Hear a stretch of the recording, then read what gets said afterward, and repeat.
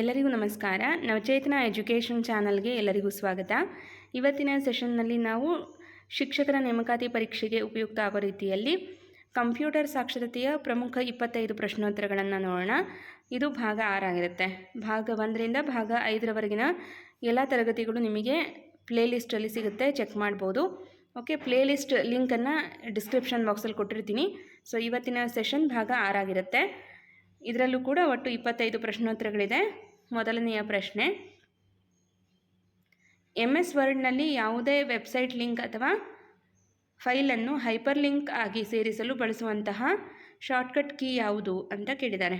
So ಈಗ ನಾವು ಯಾವುದೇ ಒಂದು ಡಾಕ್ಯುಮೆಂಟನ್ನು ರೆಡಿ ಮಾಡ್ತಿರ್ತೀವಿ. ಸೊ ಅಲ್ಲಿ ವೆಬ್ಸೈಟ್ ಲಿಂಕ್ ಅಥವಾ ಫೈಲನ್ನು ಹೈಪರ್ ಲಿಂಕ್ ಮಾಡಲಿಕ್ಕೆ ನಾವು MS ವರ್ಡ್ನಲ್ಲಿ ಬಳಸುವಂತಹ ಶಾರ್ಟ್ಕಟ್ ಕೀ ಯಾವುದು ಅಂತ ಅಂದರೆ Ctrl+K.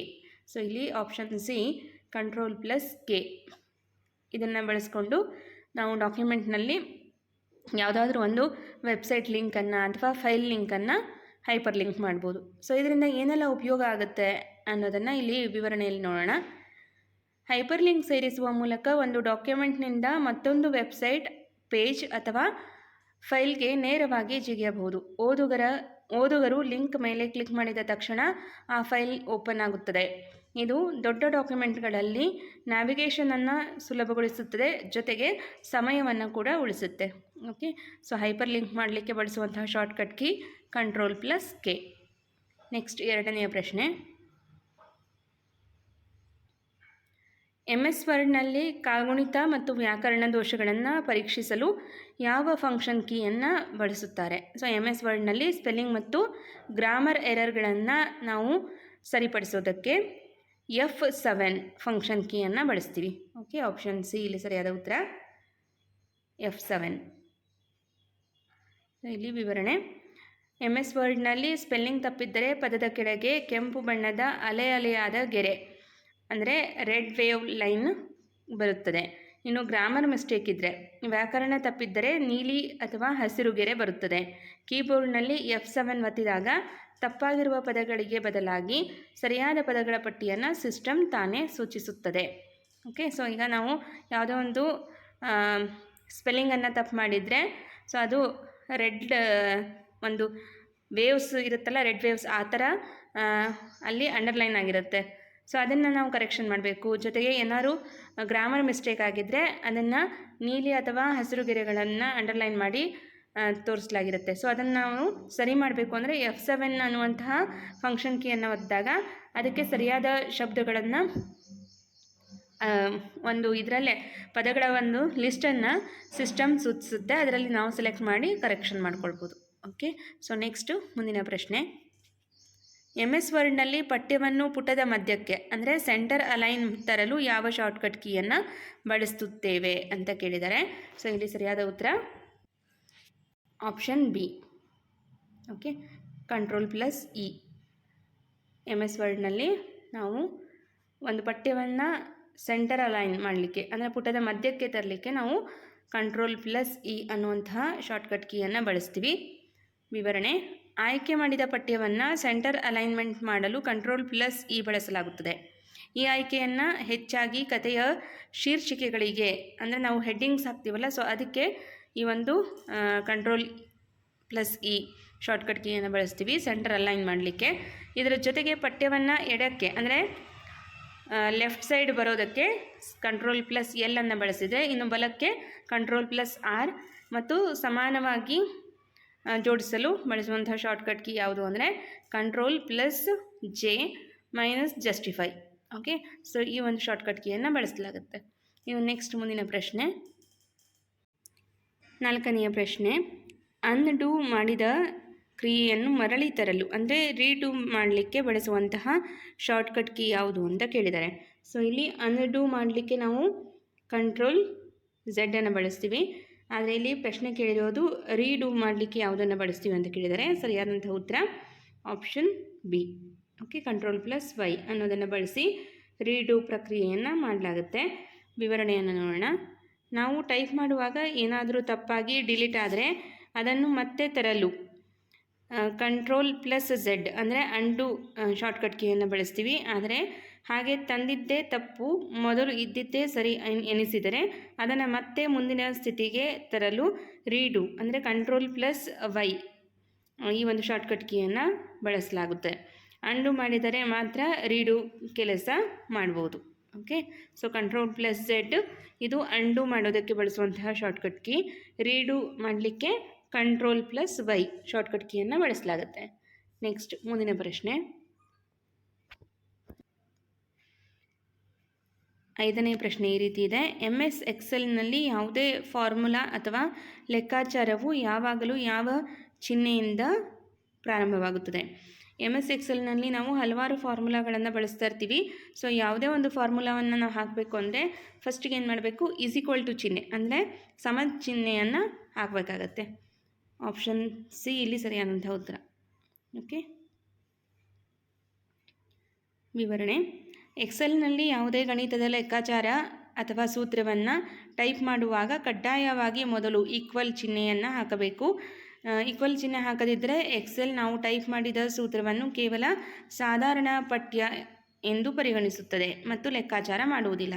ಓಕೆ, ಸೊ ನೀವು ಒಂದು ಎಡಿಷನ್ ಮಾಡ್ಬೋದು ಅಥವಾ ಸಬ್ಟ್ರಾಕ್ಷನ್ ಮಾಡ್ಬೋದು, ಮಲ್ಟಿಪ್ಲಿಕೇಶನ್, ಯಾವುದೇ ಒಂದು ಫಾರ್ಮುಲಾ ನೀವು ಮಾಡಬೇಕು ಅಂದ್ರೂ ನಾವು ಮೊದಲಿಗೆ = ಚಿಹ್ನೆಯನ್ನು ಹಾಕಬೇಕಾಗತ್ತೆ. ಇಲ್ಲಾಂದರೆ ಅದನ್ನು ಜಸ್ಟ್ ಒಂದು ಟೆಕ್ಸ್ಟ್ ಅಂತ ಎಕ್ಸೆಲ್ ಪರಿಗಣಿಸುತ್ತೆ, ಲೆಕ್ಕವನ್ನು ಮಾಡಲಿಕ್ಕೆ ಸಾಧ್ಯ ಆಗಲ್ಲ. ಓಕೆ, ಸೊ ನೆಕ್ಸ್ಟ್ ಮುಂದಿನ ಪ್ರಶ್ನೆ, 6ನೆಯ ಪ್ರಶ್ನೆ. ಎಕ್ಸೆಲ್ನಲ್ಲಿ ಸೆಲ್ಗಳಲ್ಲಿರುವ ಸಂಖ್ಯೆಗಳನ್ನು ಒಟ್ಟುಗೂಡಿಸಲು ಯಾವ ಪ್ರಮುಖ ಫಂಕ್ಷನನ್ನು ಬಳಸಲಾಗುತ್ತದೆ ಅಂತ ಕೇಳಿದ್ದಾರೆ. ಸೊ ಇಲ್ಲಿ MS ಎಕ್ಸೆಲ್ನಲ್ಲಿ ನಾವು ಸೆಲ್ಗಳಲ್ಲಿರುವಂತಹ ಸಂಖ್ಯೆಗಳನ್ನು ಟೋಟಲ್ ಮಾಡೋದಕ್ಕೆ ಬಳಸುವಂತಹ ಫಂಕ್ಷನ್ ಯಾವುದು ಅಂತ ಅಂದರೆ option D. Okay, sum with bracket ಇರುವಂತಹ ಒಂದು ಫಂಕ್ಷನನ್ನು ಬಳಸಿ ಟೋಟಲ್ ಮಾಡೋದಕ್ಕೆ ನಾವು ಈ ಒಂದು ಫಂಕ್ಷನನ್ನು ಬಳಸ್ತೀವಿ. ಸೊ ಇಲ್ಲಿ ಕೊಟ್ಟಿರುವಂತಹ ಆಪ್ಷನ್ಸನ್ನು ನೋಡಿದಾಗ ನಮಗೆ 4 ಕನ್ಫ್ಯೂಸ್ ಆಗುತ್ತೆ. ಆ್ಯಡ್ ವಿತ್ ಬ್ರ್ಯಾಕೆಟ್ ಇದೆ, ಟೋಟಲ್ ವಿತ್ ಬ್ರ್ಯಾಕೆಟ್ ಇದೆ, ಅನಂತರ ಕೌಂಟ್ ವಿತ್ ಬ್ರ್ಯಾಕೆಟ್ ಇದೆ. ಆದರೆ ಇಲ್ಲಿ ಸರಿಯಾದಂಥ ಉತ್ತರ ಸಮ್ ವಿತ್ ಬ್ರ್ಯಾಕೆಟ್. ಈ ಒಂದು ಫಂಕ್ಷನನ್ನು ಬಳಸ್ಕೊಂಡು ನಾವು ಸೆಲ್ನಲ್ಲಿರುವಂಥ ಸಂಖ್ಯೆಗಳನ್ನು ಕೂಡಿಸ್ಬೋದು. ಇದನ್ನು ಉದಾಹರಣೆಯೊಂದಿಗೆ ನೋಡೋಣ. ಇಲ್ಲಿ ಹಲವಾರು ಸಂಖ್ಯೆಗಳ ಮೊತ್ತವನ್ನು ಕಂಡುಹಿಡಿಯಲು = ಸೊ ಯಾವುದೇ ಒಂದು ಫಾರ್ಮುಲಾ ಬರೆಯೋಕ್ಕಿಂತ ಮುಂಚೆ = ಚಿಹ್ನೆಯನ್ನು ಬಳಸ್ತೀವಿ. ಸಮ್ ವಿತ್ ಬ್ರ್ಯಾಕೆಟ್ ಫಾರ್ಮುಲಾ ಬಳಸಲಾಗುತ್ತದೆ. ಉದಾಹರಣೆಗೆ A1 ಸೆಲ್ನಿಂದ A10 ಸೆಲ್ವರೆಗಿನ ಒಟ್ಟು ಸಂಖ್ಯೆಗಳನ್ನು ನಾವು ಕೂಡಿಸ್ಬೇಕು ಅಂತ ಅಂದರೆ ಫಾರ್ಮುಲಾ ಯಾವ ರೀತಿ ಬರೀಬೇಕು, = ಅಂತ ಬರೆದು ಸಮ್ ಅಂತ ಬರೆದು A1 to A10 ಅಂತ ಟೈಪ್ ಮಾಡಬೇಕು. ಸೊ ಈ ರೀತಿ ಟೈಪ್ ಮಾಡೋದ್ರಿಂದ A1ನಿಂದ A10ವರೆಗಿನ ಸೆಲ್ವರೆಗಿನ ಒಟ್ಟು ಸಂಖ್ಯೆಗಳನ್ನು ಈ ಒಂದು ಫಾರ್ಮುಲಾ ಮೂಲಕ ಟೋಟಲ್ ಮಾಡ್ಬೋದು. ಓಕೆ, ಸೊ ಇದು ಅತಿ ಹೆಚ್ಚು ಬಳಕೆಯಾಗುವ ಎಕ್ಸೆಲ್ ಫಂಕ್ಷನ್ ಇದೆ. ಓಕೆ, ಸೊ ನೆಕ್ಸ್ಟ್ ಮುಂದಿನ ಪ್ರಶ್ನೆ ನೋಡೋಣ. 7ನೆಯ ಪ್ರಶ್ನೆ, ಪವರ್ ಪಾಯಿಂಟ್ನಲ್ಲಿ ಪ್ರೆಸೆಂಟೇಷನನ್ನು ಮಾಡುವಾಗ ಒಂದು ಸ್ಲೈಡ್ನಿಂದ ಮುಂದಿನ ಸ್ಲೈಡ್ಗೆ ಹೋಗುವಾಗ ಕಾಣಿಸುವ ದೃಶ್ಯ ಪರಿಣಾಮವನ್ನು ಅಂದರೆ ವಿಜುವಲ್ ಎಫೆಕ್ಟನ್ನು ನಾವು ಏನಂತ ಕರಿತೀವಿ ಅಂದರೆ ಇದನ್ನು ಸ್ಲೈಡ್ ಟ್ರಾನ್ಸಿಷನ್ ಅಂತ ಕರಿತೀವಿ. ಓಕೆ, ಪವರ್ ಪಾಯಿಂಟ್ನಲ್ಲಿ ಪ್ರೆಸೆಂಟೇಷನನ್ನು ನಾವು ಮಾಡ್ತಾ ಇರ್ತೀವಿ. ಸೊ ಆವಾಗ ಒಂದು ಸ್ಲೈಡ್ನಿಂದ ಮುಂದಿನ ಸ್ಲೈಡ್ಗೆ ಹೋಗುವಾಗ ಕಾಣಿಸುವಂತಹ ದೃಶ್ಯ ಪರಿಣಾಮವನ್ನು ವಿಜುವಲ್ ಎಫೆಕ್ಟನ್ನು ಸ್ಲೈಡ್ ಟ್ರಾನ್ಸಿಷನ್ ಅಂತ ಕರೆಯಲಾಗುತ್ತೆ. ವಿವರಣೆಯನ್ನು ನೋಡೋಣ. ಒಂದು ಸ್ಲೈಡ್ ಮರೆಯಾಗಿ ಮತ್ತೊಂದು ಸ್ಲೈಡ್ ಪರದೆಯ ಮೇಲೆ ಬರುವಾಗ ಕಾಣುವ ವಿನ್ಯಾಸವೇ ಟ್ರಾನ್ಸಿಷನ್. ಅದೇ ರೀತಿ ಒಂದು ಸ್ಲೈಡ್ನ ಒಳಗೆ ಇರುವ ಅಕ್ಷರಗಳು, ಚಿತ್ರಗಳು ಹಾರಿ ಬರುವಂತೆ ಅಥವಾ ತಿರುಗುವಂತೆ ಮಾಡುವುದಕ್ಕೆ ಅನಿಮೇಷನ್ ಅಂತ ಕರಿತೀವಿ. ಸೊ ಅದು ಒಂದು ಮೂಮೆಂಟ್ಸ್ ಏನಿರುತ್ತೆ, ಈಗ ಅಕ್ಷರಗಳಾಗಿರ್ಬೋದು, ಚಿತ್ರಗಳಾಗಿರ್ಬೋದು, ಸೊ ಅದು ಯಾವ ರೀತಿ ಬರುತ್ತೆ, ಸೊ ಅದು ಯಾವ ರೀತಿ ರೊಟೇಷನ್ ಆಗುತ್ತೆ, ಸೊ ನಾವು ಬೇರೆ ಬೇರೆ ಎಫೆಕ್ಟನ್ನು ಕೊಟ್ಟಿರ್ತೀವಿ. ಸೊ ಅದನ್ನು ಅನಿಮೇಷನ್ ಅಂತ ಕರಿತೀವಿ. ಸ್ಲೈಡ್ ಟ್ರಾನ್ಸಿಷನ್ ಅಂದರೆ ಬೇರೆ, ಅನಿಮೇಷನ್ ಅಂದರೆ ಬೇರೆ. ಸೊ ಅದನ್ನು ಇಲ್ಲಿ ಕ್ಲಿಯರಾಗಿ ವಿವರಣೆಯಲ್ಲಿ ಕೊಟ್ಟಿದ್ದಾರೆ, ನೋಟ್ ಮಾಡ್ಕೊಳ್ಳಿ. ಓಕೆ, ಸೊ ನೆಕ್ಸ್ಟ್ ಮುಂದಿನ ಪ್ರಶ್ನೆ, 8ನೆಯ ಪ್ರಶ್ನೆ. MS ವರ್ಡ್ನಲ್ಲಿ ಪೋರ್ಟ್ರೇಟ್ ಮತ್ತು ಲ್ಯಾಂಡ್ಸ್ಕೇಪ್ ಎಂಬುವು ಈ ಕೆಳಗಿನ ಯಾವುದರ ಪ್ರಕಾರಗಳಾಗಿವೆ? ಸೊ ಪೋರ್ಟ್ರೇಟ್ ಮತ್ತು ಲ್ಯಾಂಡ್ಸ್ಕೇಪ್ ಇದು ಯಾವುದರ ಪ್ರಕಾರ ಆಗಿದೆ ಅಂತ ಕೇಳಿದ್ದಾರೆ. ಇದು ಪೇಜ್ ಓರಿಯೆಂಟೇಷನ್ನಲ್ಲಿ ನಾವು ನೋಡ್ತೀವಿ. ಓಕೆ, MS ವರ್ಡ್ನಲ್ಲಿ ಈ ಪೋರ್ಟ್ರೇಟ್ ಮತ್ತು ಲ್ಯಾಂಡ್ಸ್ಕೇಪ್ ವರ್ಡ್ಗಳಲ್ಲಿ ಬರುತ್ತೆ ಅಂತ ಅಂದರೆ ಪೇಜ್ ಓರಿಯೆಂಟೇಷನ್ಗಳಲ್ಲಿ ಬರುತ್ತೆ. ವಿವರಣೆ, ಕಾಗದವನ್ನು ಪ್ರಿಂಟ್ ಮಾಡುವ ವಿನ್ಯಾಸವನ್ನು ಇದು ಸೂಚಿಸುತ್ತದೆ. ಅಂದರೆ ನಮಗೆ ಯಾವ ಒಂದು ಲ್ಯಾಂಡ್ಸ್ಕೇಪಲ್ಲಿ ಬೇಕು ಪ್ರಿಂಟ್ ಅಥವಾ ಪೋರ್ಟ್ರೇಟ್ ಆಗಬೇಕು ಅಂತ ನಾವು ಸೆಲೆಕ್ಟ್ ಮಾಡುವಾಗ ಕಾಗದವನ್ನು ಪ್ರಿಂಟ್ ಮಾಡುವ ವಿನ್ಯಾಸವನ್ನು ಇದು ಸೂಚಿಸುತ್ತದೆ. ಸಾಮಾನ್ಯವಾಗಿ ಪತ್ರಗಳು, ಪುಸ್ತಕಗಳನ್ನು ಪೋರ್ಟ್ರೇಟ್ ಅಂದರೆ ಉದ್ದವಾಗಿ ವಿನ್ಯಾಸದಲ್ಲಿ ಪ್ರಿಂಟ್ ಮಾಡಲಾಗುತ್ತೆ. ಆದರೆ ದೊಡ್ಡ ಕೋಷ್ಟಕಗಳು ಮತ್ತು ಪ್ರಮಾಣ ಪತ್ರಗಳನ್ನು ಲ್ಯಾಂಡ್ಸ್ಕೇಪ್ ವಿನ್ಯಾಸದಲ್ಲಿ ಮುದ್ರಿಸಲಾಗುತ್ತದೆ. ಸೊ ಹಾಗಾಗಿ ಈ ಪೋರ್ಟ್ರೇಟ್ ಮತ್ತು ಲ್ಯಾಂಡ್ಸ್ಕೇಪ್ ಅನ್ನೋದು ಯಾವುದ್ರಲ್ಲಿ ಬರುತ್ತೆ ಅಂದರೆ ಪೇಜ್ ಓರಿಯೆಂಟೇಷನಲ್ಲಿ ಬರುತ್ತೆ. ಓಕೆನಾ. ಸೊ ನೆಕ್ಸ್ಟ್ ಮುಂದಿನ ಪ್ರಶ್ನೆ 9ನೇ ಪ್ರಶ್ನೆ ಈ ರೀತಿ ಇದೆ. ಪುಸ್ತಕಗಳನ್ನು ಬೈಂಡಿಂಗ್ ಮಾಡಲು ಅನುಕೂಲವಾಗುವಂತೆ ಪೇಜ್ನ ಬದಿಯಲ್ಲಿ ಬಿಡುವ ಹೆಚ್ಚುವರಿ ಜಾಗವನ್ನು ಏನೆಂದು ಕರೆಯುತ್ತಾರೆ? ಸೊ ಪುಸ್ತಕಗಳನ್ನು ನಾವು ಬೈಂಡ್ ಮಾಡಲಿಕ್ಕೆ ಅಂತಲೇ ಪೇಜ್ನ ಬದಿಯಲ್ಲಿ ಜಾಗವನ್ನು ಬಿಟ್ಟಿರ್ತೀವಿ. ಸೊ ಇದನ್ನು ನಾವೇನಂತ ಕರಿತೀವಿ ಅಂದರೆ ಗಟ್ಟರ್ ಮಾರ್ಜಿನ್ ಅಂತ ಕರಿತೀವಿ. Okay, gutter margin. ಸೊ ವಿವರಣೆಯನ್ನು ನೋಡೋಣ. ಪುಟದ 4 ಬದಿಯಲ್ಲಿ ಬಿಡುವ ಸಾಮಾನ್ಯ ಮಾರ್ಜಿನ್ಗಳ ಜೊತೆಗೆ ಬೈಂಡಿಂಗಿಗಾಗಿ ಬಿಡುವಂತಹ ವಿಶೇಷ ಜಾಗವನ್ನು ನಾವು ಗಟರ್ ಮಾರ್ಜಿನ್ ಅಂತ ಕರಿತೀವಿ. ಪ್ರಿಂಟ್ ಆದ ಪುಸ್ತಕವನ್ನು ಹೊಲಿಯಲು, ಪಿನ್ ಮಾಡಲು ಅಥವಾ ಸ್ಪೈರಲ್ ಬೈಂಡ್ ಮಾಡಿದಾಗ ಅಕ್ಷರಗಳು ಒಳಗೆ ಸಿಲುಕಿಕೊಂಡು ಓದಲು ಕಷ್ಟವಾಗದಿರಲಿ ಎಂದು ಗಟರ್ ಮಾರ್ಜಿನನ್ನು ಬಿಡಲಾಗುತ್ತೆ. ಸೊ ನಮಗೆ ಬೈಂಡ್ ಮಾಡೋದಕ್ಕೆ, ಪಿನ್ ಮಾಡಲಿಕ್ಕೆ ಅನುಕೂಲ ಆಗಲಿ ಅನ್ನುವಂಥ ನಿಟ್ಟಿನಲ್ಲಿ ಈ ಒಂದು ಗಟ್ಟರ್ ಮಾರ್ಜಿನನ್ನು ಬಿಡಲಾಗುತ್ತೆ. ಓಕೆ. ಸೊ ನೆಕ್ಸ್ಟ್ 10ನೇ ಪ್ರಶ್ನೆ. ಸುದ್ದಿ ಪತ್ರಿಕೆಗಳಲ್ಲಿ ಇರುವಂತೆ ಪ್ಯಾರಾಗ್ರಾಫ್ನ ಮೊದಲನೇ ಅಕ್ಷರವನ್ನು ದೊಡ್ಡದಾಗಿ ತೋರಿಸಲು ವರ್ಡ್ನಲ್ಲಿ ಬಳಸುವಂತಹ ಆಯ್ಕೆ ಯಾವುದು ಅಂತ ಕೇಳಿದ್ದಾರೆ. ಸೊ ಈಗ ನಾವು ನ್ಯೂಸ್ ಪೇಪರ್ನಲ್ಲಿ ನೋಡಬೇಕಾದ್ರೆ ದೊಡ್ಡ ಅಕ್ಷರ ಎ ಅಂತ ಒಂದು ಅಕ್ಷರ ಇರುತ್ತೆ. ಫಾರ್ ಎಕ್ಸಾಂಪಲ್ ಈಗ ಇದು ಒಂದು ನ್ಯೂಸ್ ಪೇಪರ್ ಅಂತ ಅಂದ್ಕೊಳ್ರಿ. ಅಲ್ಲಿ ಎ ಅಂತ ಬರೆದು ಇಲ್ಲಿ ನಮಗೆ ಲೈನ್ಗಳಿರುತ್ತೆ. ಓಕೆ. ಸೊ ಈ ರೀತಿ ಒಂದು ಅಕ್ಷರವನ್ನು ನಾವು ದೊಡ್ಡದಾಗಿ ಮಾಡಬೇಕು ಅಂತ ಅಂದರೆ ನಾವು ಏನನ್ನು ಬಳಸ್ತೀವಿ MS ವರ್ಡ್ನಲ್ಲಿ ಅಂದರೆ ಡ್ರಾಪ್ ಕ್ಯಾಪ್. ಓಕೆ, ಡ್ರಾಪ್ ಕ್ಯಾಪನ್ನು ಬಳಸಲಾಗುತ್ತೆ. ಆಪ್ಷನ್ ಬಿ ಇಲ್ಲಿ ಸರಿಯಾದ ಉತ್ತರ. ವಿವರಣೆ. ನಿಯತಕಾಲಿಕೆಗಳು ಮತ್ತು ಇಂಗ್ಲಿಷ್ ಪತ್ರಿಕೆಗಳಲ್ಲಿ ಲೇಖನದ ಆರಂಭದಲ್ಲಿ ಓದುಗರ ಗಮನ ಸೆಳೆಯಲು ಡ್ರಾಪ್ ಕ್ಯಾಪ್ ಬಳಸುತ್ತಾರೆ. ಇದರಲ್ಲಿ ಪ್ಯಾರಾಗ್ರಾಫ್ನ ಮೊದಲನೇ ಅಕ್ಷರ ಮಾತ್ರ 3-4 ಸಾಲುಗಳಷ್ಟು ದೊಡ್ಡದಾಗಿ ವಿನ್ಯಾಸಗೊಳ್ಳುತ್ತದೆ. ಇದರ ಡಿಫಾಲ್ಟ್ ಗಾತ್ರ ಸಾಮಾನ್ಯವಾಗಿ 3 ಸಾಲುಗಳಷ್ಟಿರುತ್ತದೆ. ಓಕೆ. ಸೊ ಇಲ್ಲಿ ನೀವು ದಿನಪತ್ರಿಕೆಯಲ್ಲಿ, ಮ್ಯಾಗಝಿನ್ಸ್ಗಳಲ್ಲಿ ನೋಡ್ತಿರ್ತೀರಿ, ಸ್ಟಾರ್ಟಿಂಗ್ 1 ಲೆಟರ್ ಮಾತ್ರ ದೊಡ್ಡದಾಗಿ ಒಂದು ಅಟ್ರಾಕ್ಟಿವ್ ಆಗಿ ಕಾಣಲಿ ಅಂತ ಹೇಳಿ ಬಳಸಿರ್ತಾರೆ. ಸೊ ಅದನ್ನು ಬಳಸೋದಕ್ಕೆ MS ವರ್ಡ್ನಲ್ಲಿ ಡ್ರಾಪ್ ಕ್ಯಾಪನ್ನು ಬಳಸ್ಕೊಂಡು ಮಾಡ್ತಾರೆ. ಓಕೆ. ಸೊ ಇದರ ಒಂದು ಡಿಫಾಲ್ಟ್ ಗಾತ್ರ ಎಷ್ಟಿರುತ್ತೆ ಅಂದರೆ ಸಾಮಾನ್ಯವಾಗಿ 3 ಸಾಲುಗಳಷ್ಟಿರುತ್ತೆ. ನೆಕ್ಸ್ಟ್ ಮುಂದಿನ ಪ್ರಶ್ನೆ 11ನೇ ಪ್ರಶ್ನೆ. ಇಂಟರ್ನೆಟ್ನಲ್ಲಿ ಬಳಸುವ XML ಇದರ ವಿಸ್ತೃತ ರೂಪವೇನು ಅಂತ ಕೇಳಿದ್ದಾರೆ. ಸೊ ಸರಿಯಾದಂಥ ಉತ್ತರ option A, extensible markup language. ಇದನ್ನು ನಾವು ಇಂಟರ್ನೆಟ್ನಲ್ಲಿ ಪದೇ ಪದೇ ಬಳಸ್ತಾ ಇರ್ತೀವಿ. ಇದರ ವಿಸ್ತೃತ ರೂಪವನ್ನು ನೋಟ್ ಮಾಡ್ಕೊಳ್ಳಿ, extensible markup language. Okay. So next ಮುಂದಿನ ಪ್ರಶ್ನೆ 12ನೇ ಪ್ರಶ್ನೆ ಈ ರೀತಿ ಇದೆ. ಇಂಟರ್ನೆಟ್ನಲ್ಲಿ ಇಮೇಲ್ಗಳನ್ನು ಸ್ವೀಕರಿಸಲು ಬಳಸುವ ಪ್ರಮುಖ ಪ್ರೋಟೋಕಾಲ್ ಯಾವುದು ಅಂತ ಕೇಳಿದ್ದಾರೆ. ಓಕೆ. ಇಂಟರ್ನೆಟ್ನಲ್ಲಿ ನಾವು ಒಂದು ಇಮೇಲನ್ನು ರಿಸೀವ್ ಮಾಡ್ಕೊಳ್ಳೋದಕ್ಕೆ ಅಥವಾ ಡೌನ್ಲೋಡ್ ಮಾಡ್ಕೊಳ್ಳೋದಕ್ಕೆ ಬಳಸುವಂತಹ ಪ್ರೋಟೋಕಾಲ್ POP3. ಆಪ್ಷನ್ ಸಿ ಸರಿಯಾದಂಥ ಉತ್ತರ ಆಗುತ್ತೆ. ವಿವರಣೆಯಲ್ಲಿ ಇದಕ್ಕೆ ಹೆಚ್ಚಿನ ಮಾಹಿತಿಯನ್ನು ತಿಳಿಸ್ತೀನಿ. POP3 ಅಂದರೆ ಇದರ ಒಂದು ವಿಸ್ತೃತ ರೂಪ post office protocol version 3.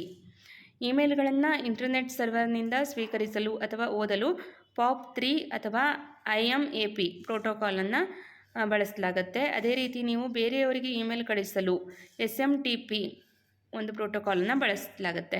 Okay. So SMTP ಇದರ ಫುಲ್ ಫಾರ್ಮ್ ಯಾವುದಾಗುತ್ತೆ ಅಂತ ಅಂದರೆ simple mail transfer protocol. So receive ಮಾಡ್ಕೊಳ್ಳೋದಕ್ಕೆ POP3 ಅಥವಾ IMAP ಪ್ರೋಟೋಕಾಲನ್ನು ಬಳಸಿದರೆ ಅದನ್ನು ಕಳಿಸೋದಕ್ಕೆ, ಇಮೇಲನ್ನು ಕಳಿಸೋದಕ್ಕೆ ಬಳಸುವಂತಹ protocol SMTP, simple mail transfer protocol. ಇದರಲ್ಲಿ ಯಾವುದನ್ನಾದರೂ ಪ್ರಶ್ನೆಯಾಗಿ ಕೇಳ್ಬೋದು, ನೋಟ್ ಮಾಡ್ಕೊಳ್ಳಿ. ನೆಕ್ಸ್ಟ್ ಮುಂದಿನ ಪ್ರಶ್ನೆ. ಶೈಕ್ಷಣಿಕ ಸಂಸ್ಥೆಗಳು ಮತ್ತು ವಿಶ್ವವಿದ್ಯಾಲಯಗಳ ವೆಬ್ಸೈಟ್ಗಳು ಸಾಮಾನ್ಯವಾಗಿ ಯಾವ ಡೊಮೈನ್ ಹೆಸರನ್ನು ಹೊಂದಿರುತ್ತದೆ? ಸೊ ಇಲ್ಲಿ ಇದು ಎಜುಕೇಷನ್ಗೆ ಸಂಬಂಧಪಟ್ಟಂತಹ ಡೊಮೈನನ್ನು ಹೊಂದಿರುತ್ತೆ. ಸೊ ಹಾಗಾಗಿ ಸರಿಯಾದಂತಹ ಉತ್ತರ option C .edu. Okay. .edu ಅನ್ನುವಂತಹ ಡೊಮೈನ್ಗಳನ್ನು ಈ ಒಂದು ಶೈಕ್ಷಣಿಕ ಸಂಸ್ಥೆಗಳು ಮತ್ತು ವಿಶ್ವವಿದ್ಯಾಲಯಗಳ ವೆಬ್ಸೈಟ್ಗಳು ಹೊಂದಿರುತ್ತೆ. ವಿವರಣೆ. ಇಲ್ಲಿ EDU ಅಂತ ಅಂದರೆ ಎಜುಕೇಷನ್ ಅಂತ ಅರ್ಥ. ಅಧಿಕೃತ ಶಾಲಾ ಕಾಲೇಜುಗಳು, ವಿಶ್ವವಿದ್ಯಾಲಯಗಳು ಮತ್ತು ಶೈಕ್ಷಣಿಕ ಸಂಶೋಧನಾ ಸಂಸ್ಥೆಗಳು ಮಾತ್ರ ಈ ಡೊಮೈನ್ ಪಡೆಯಲು ಸಾಧ್ಯ. ಇದು ಅಂತರ್ಜಾಲದಲ್ಲಿ ವಿದ್ಯಾರ್ಥಿಗಳಿಗೆ ಮಾಹಿತಿಯ ವಿಶ್ವಾಸಾರ್ಹತೆಯನ್ನು ಖಚಿತಪಡಿಸುತ್ತದೆ ಅಂತ ಹೇಳ್ಬೋದು. ಓಕೆ, ಸೊ ನೆಕ್ಸ್ಟ್ ಮುಂದಿನ ಪ್ರಶ್ನೆ.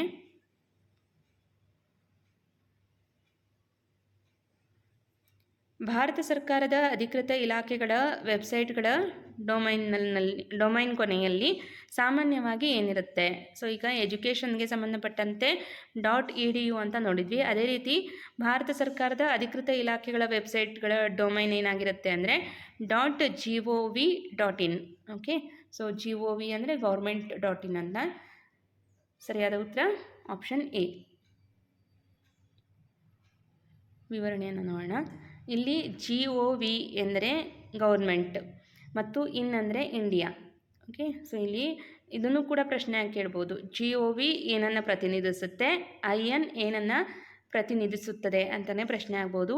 GOV ಗೌರ್ಮೆಂಟ್ ಆದರೆ IN ಇಂಡಿಯಾ ಎಂಬುದನ್ನು ಈ ಡೊಮೈನ್ ಸೂಚಿಸುತ್ತದೆ. ಕೇವಲ ಅಧಿಕೃತ ಸರ್ಕಾರಿ ಇಲಾಖೆಗಳಿಗೆ ಮಾತ್ರ ಈ ಡೊಮೈನ್ ನೀಡಲಾಗಿರುತ್ತದೆ. ಇದು ಸಾರ್ವಜನಿಕರನ್ನು ನಕಲಿ ವೆಬ್ಸೈಟ್ಗಳ ವಂಚನೆಯಿಂದ ರಕ್ಷಿಸುತ್ತದೆ. ಓಕೆ, ಸೊ ನೆಕ್ಸ್ಟ್ ಮುಂದಿನ ಪ್ರಶ್ನೆ.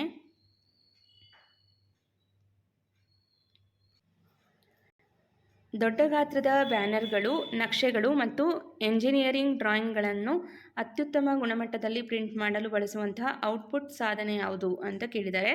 ಇಲ್ಲಿ ಸರಿಯಾದಂಥ ಉತ್ತರ option B, plotter. Okay, so ಒಂದು ಒಳ್ಳೆ ಕ್ವಾಲಿಟಿಯ ಪ್ರಿಂಟನ್ನು ಮಾಡಲಿಕ್ಕೆ ಬಳಸುವಂಥ ಔಟ್ಪುಟ್ ಸಾಧನ ಪ್ಲಾಟರ್ ಆಗಿರುತ್ತೆ. ವಿವರಣೆಯನ್ನು ನೋಡೋಣ.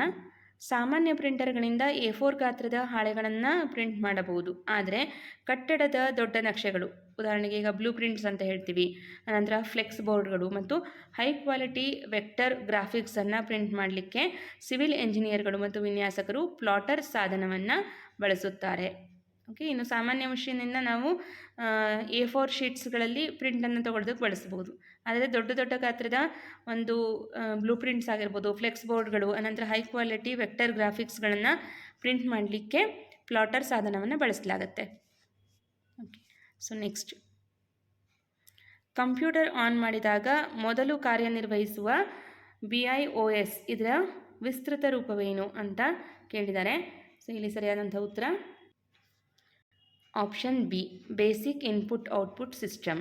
ಓಕೆ, BIOS ಇದರ ವಿಸ್ತೃತ ರೂಪ basic input output system, option B. ವಿವರಣೆ. ಕಂಪ್ಯೂಟರ್ ಸ್ವಿಚ್ ಆನ್ ಮಾಡಿದ ತಕ್ಷಣವೇ ಮದರ್ ಬೋರ್ಡ್ನಲ್ಲಿರುವ ರೋಮ್ ಚಿಪ್ನಲ್ಲಿರುವ ಬಯೋಸ್ ಅಥವಾ BIOS ಅಂತ ಹೇಳ್ತೀವಿ ಪ್ರೋಗ್ರಾಮ್ ಆ್ಯಕ್ಟಿವ್ ಆಗುತ್ತದೆ. ಇದು ಕಂಪ್ಯೂಟರ್ನ ಕೀಬೋರ್ಡ್, ಮೌಸ್, ರ್ಯಾಮ್ ಎಲ್ಲವೂ ಸರಿಯಾಗಿವೆಯೇ ಎಂದು ಪರೀಕ್ಷಿಸಿ ಆಪರೇಟಿಂಗ್ ಸಿಸ್ಟಮನ್ನು ಲೋಡ್ ಮಾಡಲು ಸಹಾಯ ಮಾಡುತ್ತದೆ. ಸೊ ಈಗ BIOSನ ಫುಲ್ ಫಾರ್ಮ್ನ ನೋಟ್ ಮಾಡಿದಿರಿ ಅಂತ ಅಂದ್ಕೊಳ್ತೀನಿ. ಬೇಸಿಕ್ ಇನ್ಪುಟ್ ಔಟ್ಪುಟ್ ಸಿಸ್ಟಮ್ ಅನ್ನೋದು ಇದರ ವಿಸ್ತೃತ ರೂಪವಾಗಿರುತ್ತೆ. ನೆಕ್ಸ್ಟ್ 17ನೆಯ ಪ್ರಶ್ನೆ. ಹಾರ್ಡ್ವೇರ್ ಸಾಧನಗಳಲ್ಲಿ ಶಾಶ್ವತವಾಗಿ ಅಳವಡಿಸಲಾದ ಸಾಫ್ಟ್ವೇರ್ ಪ್ರೋಗ್ರಾಮ್ಗಳನ್ನು ಏನೆಂದು ಕರೆಯಲಾಗುತ್ತೆ ಅಂತ ಕೇಳಿದ್ದಾರೆ. ಸೊ ಇಲ್ಲಿ ಮಾಲ್ವೇರ್, ಲೈವ್ವೇರ್, ಫರ್ಮ್ವೇರ್, ಹಾರ್ಡ್ವೇರ್ ಅಂತ ಕೊಟ್ಟಿದ್ದಾರೆ. ಸರಿಯಾದಂತಹ ಉತ್ತರ firmware. Okay, washing machine, microwave oven, smart ಟಿವಿಗಳಂತಹ ಹಾರ್ಡ್ವೇರ್ ಸಾಧನಗಳು ಹೇಗೆ ಕೆಲಸ ಮಾಡಬೇಕು ಎಂದು ನಿಯಂತ್ರಿಸಲು ಉತ್ಪಾದಕರು ಮೊದಲೇ ಸೇರಿಸುವ ಶಾಶ್ವತ ಪ್ರೋಗ್ರಾಮ್ಗೆ ಫರ್ಮ್ವೇರ್ ಎನ್ನುತ್ತಾರೆ. ಸೊ ಇಲ್ಲಿ ಫರ್ಮ್ವೇರ್ ಅಂದರೆ ಏನು ಅಂತ ವೆರಿ ಕ್ಲಿಯರ್ ಆಗಿ ಎಕ್ಸ್ಪ್ಲೇನ್ ಮಾಡಲಾಗಿದೆ. ಕಂಪ್ಯೂಟರ್ನ ಬಯೋಸ್ ಅಂದರೆ BIOS ಕೂಡ ಒಂದು ರೀತಿಯ ಫರ್ಮ್ವೇರ್ ಆಗಿದೆ ಅಂತ ಹೇಳ್ಬೋದು. Okay, so next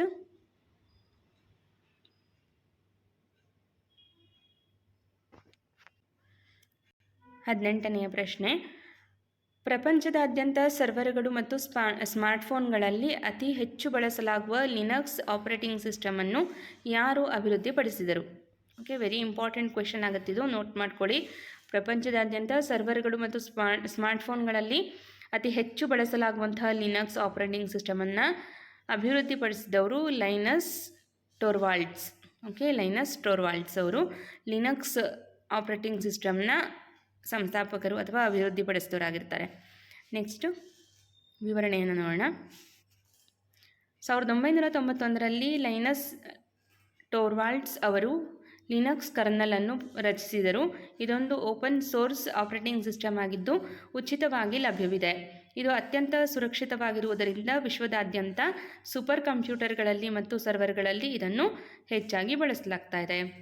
okay, so next ಮುಂದಿನ ಪ್ರಶ್ನೆಯನ್ನು ನೋಡೋಣ.